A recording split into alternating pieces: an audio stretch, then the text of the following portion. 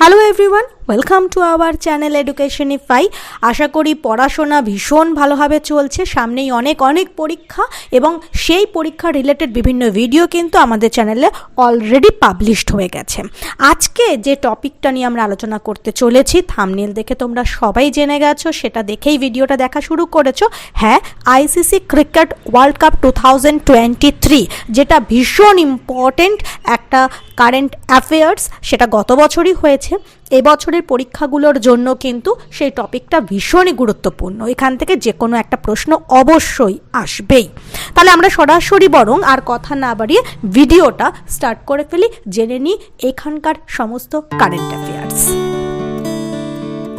দেখো, তোমাদেরকে যেটা ফার্স্টেই বলবো সেটা হচ্ছে আইসিসি ক্রিকেট ওয়ার্ল্ড কাপ 2023, এইটা কিন্তু 13th এডিশন ছিল, ঠিক আছে। এবং তোমরা সবাই জানো হোস্ট কান্ট্রি ছিল ইন্ডিয়া, এবং এই বছর কিন্তু ইন্ডিয়া এককভাবে ক্রিকেট ওয়ার্ল্ড কাপ হোস্ট করেছে, কোনো দেশের সঙ্গে মিলিতভাবে কিন্তু নয়।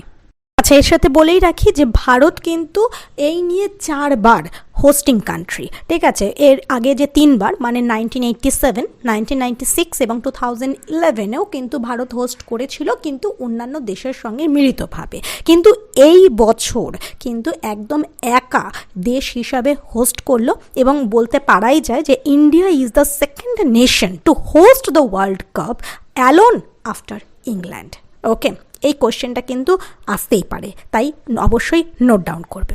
আচ্ছা, যদি বলি যে কবে থেকে কবে পর্যন্ত চলেছিল ICC men's cricket world cup, তাহলে 5th অক্টোবর থেকে 19th নভেম্বর পর্যন্ত, কারণ ফাইনাল হয়েছিল 19th নভেম্বরে, এবং টোটাল টিম পার্টিসিপেট করেছিল 10টা, মানে 10 teams participated in this men's ICC Cricket World Cup 2023. ওকে, আচ্ছা, কে জিতলো? অবশ্যই আমরা জানি অস্ট্রেলিয়া, এবং রানার্স আপ হয়েছে ইন্ডিয়া। ইন্ডিয়া একটা ম্যাচও না হেরে কিন্তু লাস্ট ম্যাচটা হেরে গিয়ে অবশ্যই বিশ্বকাপ পাওয়া থেকে বঞ্চিত হলো। অস্ট্রেলিয়া কিন্তু 6th টাইম এই খেতাব অর্জন করলো। এর আগে কিন্তু অলরেডি 5বার জিতে গেছে। আমি সালগুলো দিয়ে দিচ্ছি, তোমরা দেখতে পাচ্ছ, 1987, 1999, 2003, 2007, 2015 আর অবশ্যই 2023, ঠিক আছে। আর যদি ইন্ডিয়ার দিক থেকে বলি, তাহলে ইন্ডিয়া কিন্তু 2003-এও রানার্স আপ হয়েছিল এবং এগেনস্ট ছিল অস্ট্রেলিয়া, এবং এবারও অস্ট্রেলিয়ার বিরুদ্ধেই হেরে রানার্স আপ হলো, ঠিক আছে।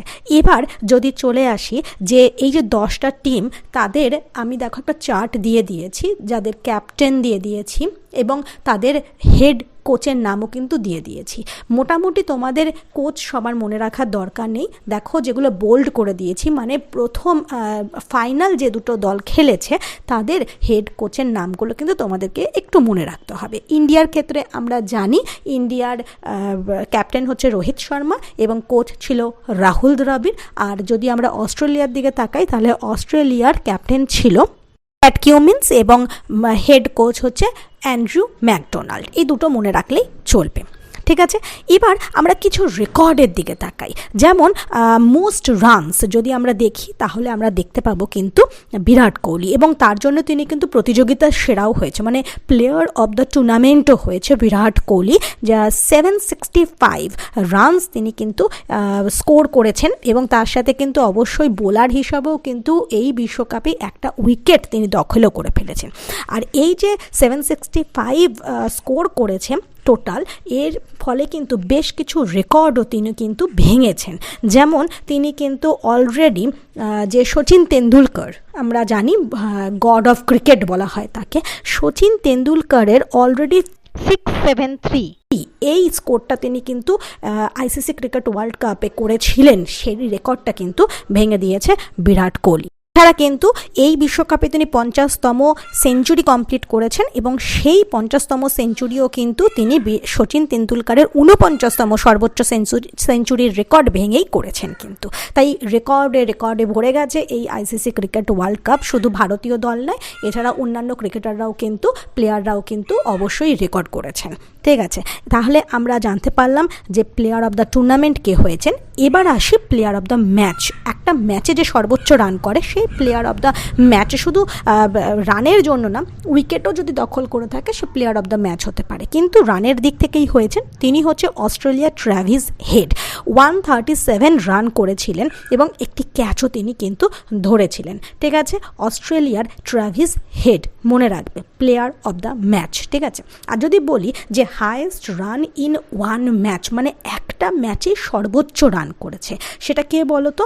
অবশ্যই অস্ট্রেলিয়ার গ্লেন ম্যাক্সওয়েল, এবং সেটা করেছিল আফগানিস্তানের বিরুদ্ধে, এবং একটি ম্যাচেই তিনি ডবল সেঞ্চুরি হাঁকিয়েছিলেন। এর মাধ্যমে কিন্তু বেশ কিছু রেকর্ড তিনি গড়েছেন, যেমন প্রথম ব্যাটার হিসাবে রান তাড়া করতে নেমে কিন্তু তিনি ডাবল সেঞ্চুরি করেছেন প্রথম ব্যাটার হিসাবে। ঠিক আছে, আর যদি দেখি তৃতীয় ব্যাটার হিসাবে কিন্তু তিনি ওডিআই বিশ্বকাপে ডাবল সেঞ্চুরি করেছেন।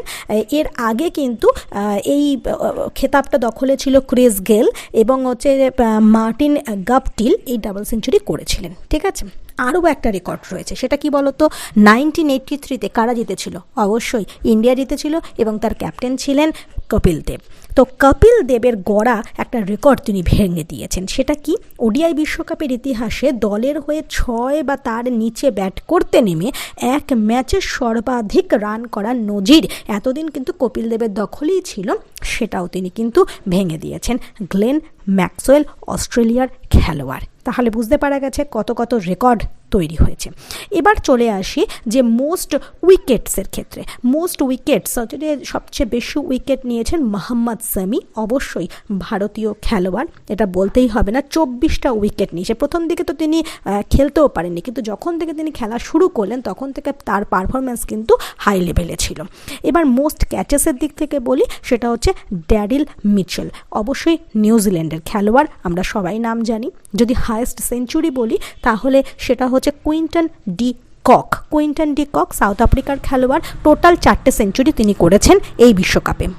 মোস্ট ডিসমিসাল মানে হচ্ছে উইকেট কিপার যে উইকেটের পিছনে থেকে ক্যাচ ধরছে, স্টাম্প আউট করছে, এই সবটাই কিন্তু ডিসমিসাল। ঠিক আছে, তো এই খেতাব গেছে কিন্তু সেই কুইন্টন ডি ককের হাতেই গেছে সেই খেতাব। তিনি টোটাল 20টা ডিসমিসালের জন্য এই খেতাব পেয়েছেন। আমরা এর রিলেটেড কিছু একটু টপিকস দেখি, যেমন ধরো ভারতীয় উইকেট কিপার হিসেবে রাহুল দ্রাবিড় আর KL রাহুলই কিন্তু শুধুমাত্র বিশ্বকাপের ইতিহাসে সেঞ্চুরি করেছে, এবং এই বিশ্বকাপে কিন্তু KL রাহুল সেঞ্চুরি হাঁকিয়েছে উইকেট কিপার হিসাবে। ঠিক আছে, কারণ তিনি উইকেট কিপিং করেছিলেন। ঠিক আছে, আর উইকেট কিপার কান্নাড়ুর লোকেশ রাহুল বিশ্বকাপে ভারতীয়দের মধ্যে উইকেট কিপার হিসেবে মোট 17টি আউটে অবদান রেখেছেন। ঠিক আছে, তাহলে আমরা এগুলো হয়তো সবটা মনে রাখার প্রয়োজন নেই, কিন্তু যদি আমাদের কানেও শোনা থাকে তাও আমাদের নামগুলো কিন্তু মনে থাকবে। আর অবশ্যই ভারতীয় নাম যখন, এবং এদেরকে আমরা প্রতিনিয়ত টিভির স্ক্রিনে দেখছি, তাই অবশ্যই মনে থাকবে। শুধু আমি তোমাদেরকে একবার করে মনে করিয়ে দিচ্ছি, একবার শুনে নেবে অবশ্যই। ভিডিওটা যদি ভালো লেগে থাকে তাহলে অবশ্যই একটা লাইক তো পেতেই পারি, একটা শেয়ার করে দিও, যাতে অন্যান্য বন্ধুরাও এই ভিডিওগুলো সম্পর্কে জানতে পারে, তাদেরও যেন উপকার হয়। আর অবশ্যই সাবস্ক্রিপশন করতে কিন্তু ভুলবে না, কারণ এই ভিডিওগুলো শুধুমাত্র তোমাদের জন্যই আমরা খেটে বানাচ্ছি, যাতে তোমাদের পরীক্ষাতে কোনোভাবে কোশ্চেনের অ্যান্সারগুলো মিস না হয়ে যায়। তাই ভিডিওর মাঝে অবশ্যই এই কথাগুলো বলতে বাধ্য হলাম। একটু ভরসা রাখো আমাদের ওপর, এবং আমাদের সাথে থাকো, আমাদের চ্যানেলের সাথে থাকো, নোটিফিকেশন বেল অন করে। ঠিক আছে, চলো আবার ঢুকে যাই বেশ কিছু গুরুত্বপূর্ণ কারেন্ট অ্যাফেয়ার্সের মধ্যে। এবার আসবো রোহিত শর্মার কথায়। এতগুলো রেকর্ড হচ্ছে আর সেখানে রোহিত শর্মার নাম থাকবে না আমাদের অধিনায়কে, সেটা কি হতে পারে? রোহিত শর্মার কথায় যদি আমরা মোস্ট সিক্সেসের দিকে তাকাই, সবচেয়ে বেশি সিক্স মেরেছে কে? অবশ্যই ভারতীয় অধিনায়ক রোহিত শর্মা। শুধু সিক্স মারেনি, তার সঙ্গে কিন্তু অনেক রেকর্ডও ভেঙেছে। এতদিন ধরে কিন্তু এই রেকর্ড দখলে ছিল আন্তর্জাতিক ক্রিকেটে, সবচেয়ে বেশি ছক্কা মারার রেকর্ড ছিল কিন্তু ক্রিস গেইলের দখলে, এবং তাকে টপকেই কিন্তু রোহিত শর্মা সবচেয়ে বেশি সিক্স হাঁকালেন, ঠিক আছে। এবং তার থেকেও বড় কথা হচ্ছে গিয়ে যে তিনি আমাদের ভগবান মানে হচ্ছে সচিন তেন্ডুলকার, সেখানেও কিন্তু যেমন বিরাট কোহলি রেকর্ড ভেঙেছেন, তেমন এই বিশ্বকাপে রোহিত শর্মাও কিন্তু একটা রেকর্ড ভেঙেছে। সেটা কি, এই বিশ্বকাপে তিনি প্রথম ব্যাটার হিসেবে বিশ্বকাপে 7টি সেঞ্চুরি করে সচিনের কিন্তু 6টি সেঞ্চুরির রেকর্ড ভেঙে দিয়েছেন। আর যদি আমরা ভারতের দিক থেকে তাকাই তাহলে বিশ্বকাপে ভারত অধিনায়ক হিসাবে রোহিত শর্মাই কিন্তু সর্বাধিক 503 রান করে নজির করেছেন। তাহলে এই রেকর্ডগুলো কিন্তু তোমাদেরকে অবশ্যই মনে রাখতে হবে, কারণ এখনকার যে কোনো কম্পিটিটিভ এক্সামে কিন্তু ভীষণ খুঁটিয়ে প্রশ্ন করছে। এই প্রশ্নগুলো কিন্তু বাদ দিলে কিন্তু একেবারেই চলবে না, ঠিক আছে। তোমাদেরকে আরও একটা গুরুত্ব প্রশ্ন জানিয়ে রাখি, সেটা হলো যে এই বিশ্বকাপের প্রথম ম্যাচ এবং শেষ ম্যাচ কোথায় অনুষ্ঠিত হয়েছিল, কোন স্টেডিয়ামে। আমরা সবাই জানি যে নরেন্দ্র মোদী স্টেডিয়ামে কিন্তু আয়োজিত হয়েছিল, যেটা রয়েছে গুজরাটের আহমেদাবাদে। এই স্টেডিয়ামটা সম্পর্কে কিছু ইনফরমেশন আমি তোমাদেরকে দেব, তোমরা স্ক্রিনে সেটা দেখতেই পাচ্ছ। নরেন্দ্র মোদী স্টেডিয়াম এটা কিন্তু বর্তমানে ওয়ার্ল্ডস লার্জেস্ট ক্রিকেট স্টেডিয়াম, এবং দেখতেই পাচ্ছ যে 63 একর জমির ওপর কিন্তু এটা রয়েছে, এবং এখানে কিন্তু 11 সেন্টার পিচেস রয়েছে, ঠিক আছে। আর এখানে কত ক্যাপাসিটি রয়েছে সেটাও তোমরা দেখতে পাচ্ছ, প্রায় 1,32,000, ঠিক আছে। এই স্টেডিয়ামটা কিন্তু আমরা আগে মোতেরা স্টেডিয়াম নামে কিন্তু চিনে থাকতাম, এখন সেটাকেই নামকরণ করা হয়েছে দ্য নরেন্দ্র মোদী স্টেডিয়াম। এই গুরুত্বপূর্ণ ইনফরমেশনগুলো কিন্তু তোমাদের অবশ্যই জানতে হবে। এবার আমরা কিছু এমসিকিউ আকারে কোশ্চেন অ্যান্সার দেখে নেব, যেগুলো কিন্তু পরীক্ষায় আসতেই পারে। আমরা প্রথমেই যে প্রশ্নটা দেখতে পাচ্ছি সেটা হচ্ছে ইন্টারন্যাশনাল ক্রিকেট কাউন্সিলের হেডকোয়ার্টার কোথায়, অ্যান্সার হচ্ছে দুবাই, ঠিক আছে। পরের প্রশ্ন, যেমন আইসিসি ক্রিকেট ওয়ার্ল্ড কাপ টুর্নামেন্টে যদি কেউ ভালো ব্যাট করে এবং হাইয়েস্ট রান করে তাহলে কি পাবে, অবশ্যই গোল্ডেন বল। আরেকটা প্রশ্ন আমরা জানবো যে বিরাট কোহলি যে 50th সেঞ্চুরি করেছে সেটা কার বিরুদ্ধে করেছে, নিউজিল্যান্ড। আমাদের যে প্রথম বিশ্বকাপ, এই ক্রিকেট বিশ্বকাপ শুরু হয়েছিল কিন্তু 1975-এ। টুর্নামেন্টটা হোস্ট করেছিল কিন্তু ইংল্যান্ড, এবং সেই সময় 8টা দল পার্টিসিপেট করেছিল, এবং দেখতেই পাচ্ছ যে ওয়েস্ট ইন্ডিজ কিন্তু জিতেছিল। ফাইনাল ম্যাচে কিন্তু অস্ট্রেলিয়াকে হারিয়ে 17 রানে হারিয়ে কিন্তু ওয়ার্ল্ড কাপ জিতেছিল। তাহলে ফার্স্ট ওয়ার্ল্ড কাপ কোন দল জিতেছিল, ওয়েস্ট ইন্ডিজ। এবং হচ্ছে যে প্রথম কাকে হারিয়েছিল, অস্ট্রেলিয়াকে হারিয়ে কিন্তু বিশ্বকাপ জিতেছিল।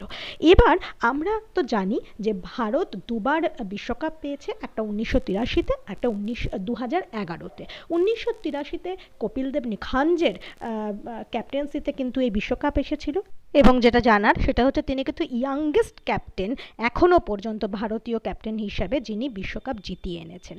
তিনি মাত্র তখন তার বয়স ছিল 24 বছর, ঠিক আছে। আশা করি ওয়ার্ল্ড কাপের উপর যত ধরনের ইনফরমেশন হতে পারে সেগুলো কিন্তু তোমাদেরকে আমরা দিয়ে দিয়েছি। তোমরা ভালো করে ফলো করো এবং নোট ডাউন করো।